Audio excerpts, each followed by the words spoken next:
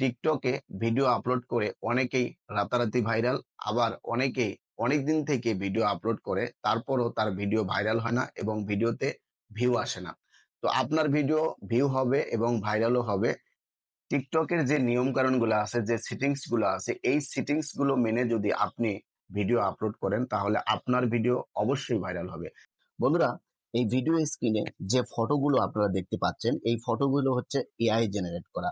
এইভাবে যদি আপনারা ভিডিও এআই এর মাধ্যমে জেনারেট করে টিকটকে যখন আপলোড করবেন, আপলোড করার সময় যে সেটিংসটি অন বা অফ করতে হবে এটি অনেকেই জানেন না, যার ফলে আপনাদের ভিডিও ভাইরাল হয় না এবং ভিডিওতে অধিক পরিমাণে ভিউ আসে না। তো আপনারা এআই এর মাধ্যমে জেনারেট করে অথবা নর্মালি যদি কোনো ফটো বা ভিডিও আপলোড করেন, সেই সময় যে সেটিংসটি অন বা অফ করতে হবে সেটি আজকের ভিডিওতে আমি আপনাদেরকে দেখাবো। তো বন্ধুরা, ভিডিওটি ধৈর্য সহকারে দেখবেন, তাহলে সম্পূর্ণ প্রসেসটি ভালোভাবে বুঝতে পারবেন।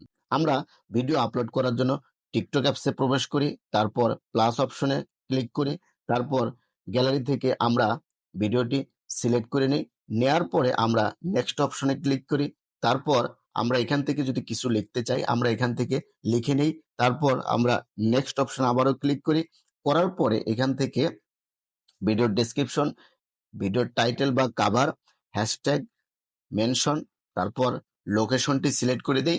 দেওয়ার পরে অ্যাড লিঙ্ক অপশনটি আছে, এখানে যদি আমরা ক্লিক করি, ক্লিক করার পরে অন্য সোশ্যাল মিডিয়া গুলোর সাথে যদি আমরা লিঙ্ক করতে চাই তাহলে আমরা এখানে লিঙ্ক করে দিই।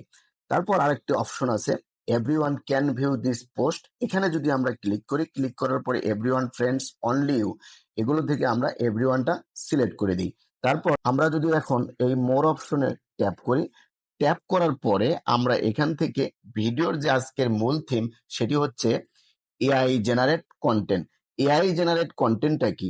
আপনার নিজের ভিডিও, আপনার নিজের ফটো, নিজের সাউন্ড, এটাকে যদি আপনি এআই এর মাধ্যমে অর্থাৎ কোনো একটি সফটওয়্যার বা অ্যাপস এর মাধ্যমে জেনারেট করে অন্যভাবে তৈরি করে বা অন্যভাবে জেনারেট করে আপনার ফটোটাকে অন্য আকৃতি দিয়ে, আপনার ভয়েসটাকে অন্যভাবে ভয়েস ক্রিয়েট করে, আপনার ব্যাকগ্রাউন্ডটাকে অন্যভাবে চেঞ্জ করে যদি আপনি এই ভিডিওটি তৈরি করে থাকেন তাহলে এটি অন করে দিবেন।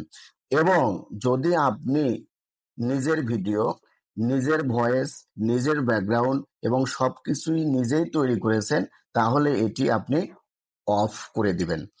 তো এটি অন অফ করলে আপনি যখন অন করবেন, এআই দিয়ে ফটো তৈরি করে বা ভিডিও তৈরি করে যখন অন করবেন, তখন এই টিকটকের যে সিস্টেম আছে এই সিস্টেমে বুঝতে পারবে যে আপনার ভিডিওটি এআই এর মাধ্যমে তৈরি করা। তাহলে এইভাবেই এরা দর্শকের কাছে পৌঁছায় দিবে।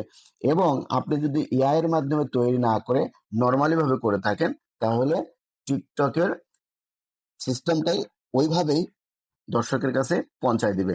তাহলে মানে অর্থাৎ এআইটা কেন করা হয়েছে? এআইটা এই জন্যই করা হয়েছে যে এখন বর্তমান যে যুগটি এটি হচ্ছে, অর্থাৎ ধরতে গেলে এআই এর যুগ। কারণ যেগুলো এখন ফিউচারে যে ফটো বা ভিডিও গুলো আমরা তৈরি করবো ম্যাক্সিমাম গুলোই এআই এর মাধ্যমে করতে হবে, কারণ আমরা এখন এআই বেজ হয়ে গেছি।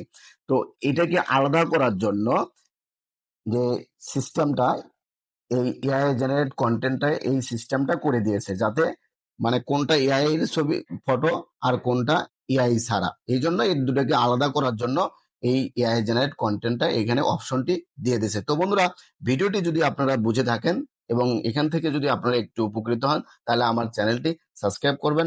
আজকের মতো আমি সোহেল এখানে বিদায় নিচ্ছি। আসসালামু আলাইকুম, আল্লাহ হাফেজ।